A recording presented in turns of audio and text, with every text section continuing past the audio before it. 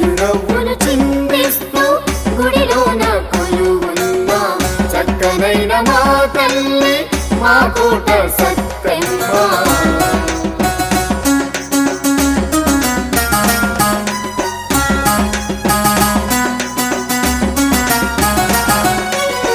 పిల్లలు లేని దంపతులు పెళ్లి కాని వారెవరైనా, పిల్లలు లేని దంపతులు పెళ్లి కాని వారెవరైనా తల్లిని మనసారా మొక్కితే చాలండి, అనుకున్నవి జరుగును నమ్మండి.